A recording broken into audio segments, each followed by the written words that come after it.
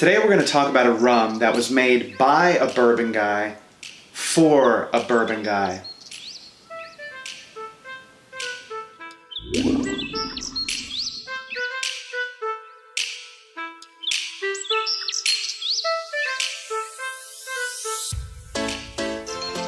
In its essence, this is Panama rum.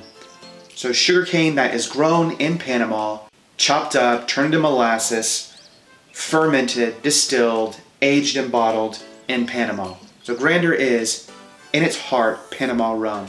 However, the brand itself, Grandeur, that was founded by Dan DeHart. He is a native Kentuckian. So most of his life he grew up drinking Kentucky bourbon and thinking it was the tippity top of all drinking experiences. I'm sure he still enjoys it. But after he accrued whatever wealth he needed to accrue to start the brand, he started to realize that, the bourbon market's a bit flooded. And on a trip to the Caribbean, he tasted a premium bottle of rum and discovered that it could be drank neat or on the ice with the same level of enjoyment as he had his precious Kentucky Spirit. So after marinating on it for a while, I suppose, and getting everyone on board, he decided to make a rum brand instead of a bourbon brand. So after traveling through the Caribbean and tasting various islands' takes on rum, he settled on Panama being the flavor profile that he liked the most. And so that's where Grandeur is produced to this day. There's a few things about this brand that I really like. First and foremost, it tastes really good. It's column distilled. I think it's a copper column still. So it's pretty clean. It's not too heavy and pungent or punchy, but it's got a great flavor profile still. Also, these guys are all about transparency, which is really important in this age of purists being pretty much the main buyers for a lot of these specialty spirits. So there's no colorings added, there's no additives, there's no dosing, which is basically adding sugar after the fact. So this is real natural stuff. It is Panama rum.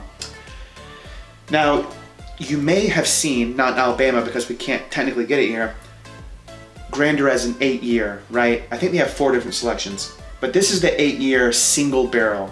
So this is actually picked by a liquor store. This one is from Elixir, which they're in Spring Hill, Tennessee. This is picked by the liquor store and bottled for them specifically. So it doesn't repeat. This is kind of a one-time deal. Uncut, unfiltered. I assume it's barrel proof. It's 51.5%, and then each select will have a different alcohol level. So it is a very unique spirit.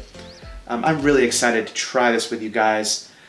Even though I can't get it in Alabama yet, you could just drive up to Tennessee in Spring Hill and pick up some bottles at Elixir. But without further ado, let's give it a try.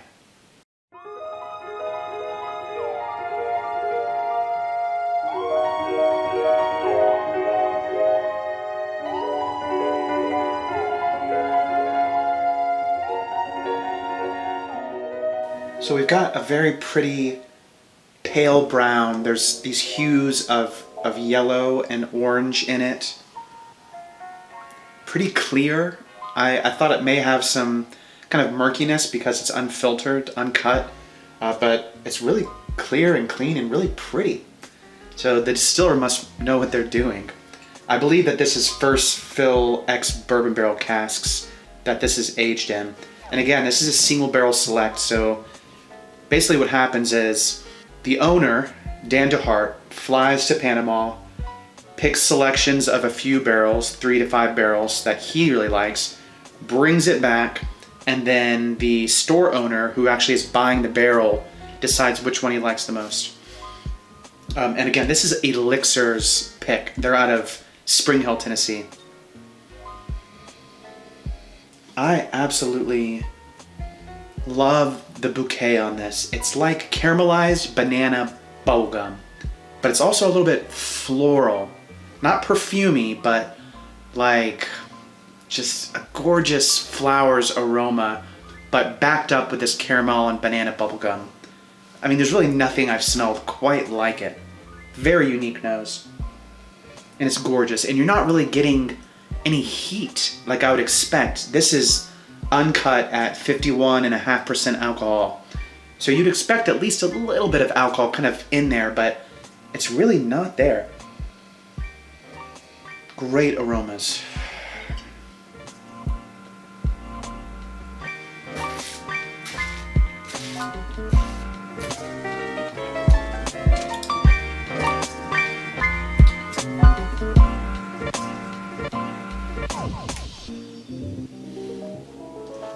There's a front palate, there's a middle palate, and there's a finish, which is about as high as you can get in the complexity of an alcohol.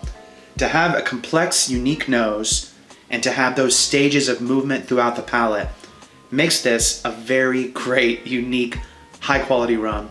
But I think this was $40, and this is drinking like an $80 or $90 bottle of scotch. And again, in terms of its depth and complexity and movement. It's fantastic, and it mimics kind of the nose a bit, where it has this kind of fruity, lively character to it, with some bubblegum still with some bubblegum, and a little bit of that caramel banana. But it's got good presence, it's not too heavy, it's not hot, it's perfectly enjoyable, neat like this. This is some good fucking shit right here, really. I'm incredibly pleased with this. It is a single barrel. That's the only caveat, is that the run of this batch, won't be repeated again. Maybe you can find similar characteristics, but this is very specific to have come from Elixir as a single pick barrel select thing.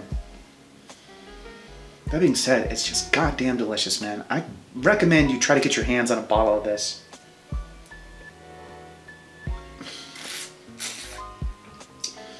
It's so great that this isn't tampered with. There's no back sweetening. There's no coloring added. This is rum's rum, and it's goddamn delicious. Thank you for watching. I really appreciate your time. If you enjoyed it, please go to YouTube and subscribe to the ethanol review. Otherwise, I'll see you next week. I'm gonna probably make falernum, show you how to make falernum, and tell you a little bit about it. I'm not sure yet though. We'll see what happens. Cheers.